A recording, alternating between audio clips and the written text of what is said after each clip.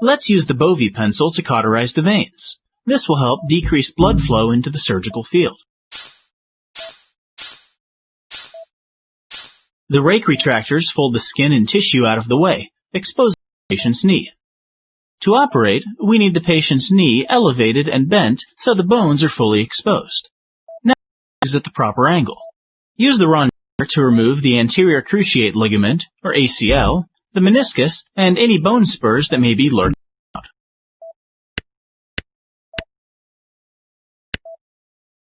Are you a good sculptor? It's time to the femur, tibia, and patella so the new knee components fit properly. A hole must be drilled inside the femur to set up the distal femoral cut and alignment device. It is put into position and helps ensure that the cuts made to the bone are exactly what are needed. Now hammer in the pins to hold the jig.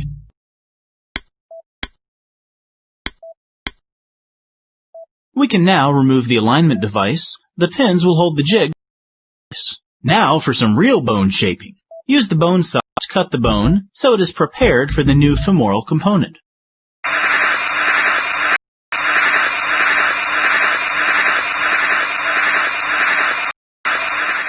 Another cutting jig, along with the bone saw, allows us to finish shaping the femur.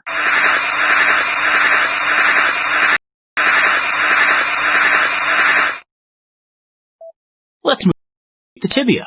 The tibial cutting jig is aligned with the big toe and the highest point of the tibia.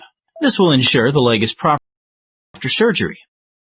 Secure the jig in place with more pins. Use the bone saw to cut off the top of the tibia and prepare it for the new tibial components.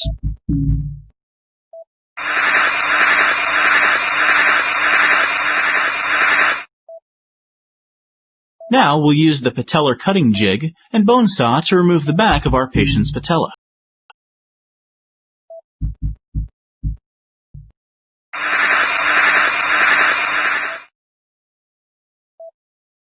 Holes in the tibia and patella are drilled and chiseled out, which will enable the new components to attach properly. Time to place the trial components. First, femoral trial component. Attach the metal tray trial component to the tibia. Insert the plastic trial spacer into the metal tray component. Lastly, attach the patellar trial component. Why do you think the two tibial components are inserted separately instead of as one unit? Fantastic! Conduct a range of motion tests to assure proper knee alignment and successful prosthetic fit. Typically, a normal motion allows the leg to move from 0 to 130 degrees. How does our patient's range of motion look?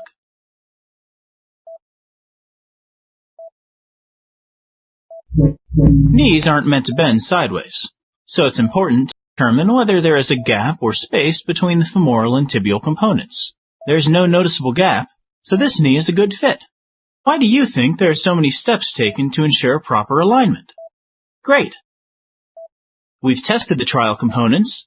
Let's remove them and prepare for the permanent components by applying a special cement compound that binds metal and plastic to bone. A scrub technician has mixed up a batch of cement for you to use. With the cement in place, the final components are permanently attached to the knee. Any excess cement will be scraped off and thrown away.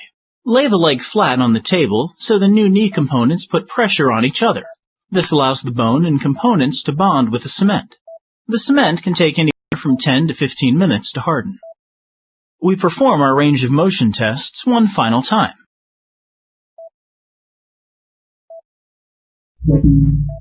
Our patient's new knee is looking good. Let's close up the incision. First, suture the deep tissue and fat layers back together.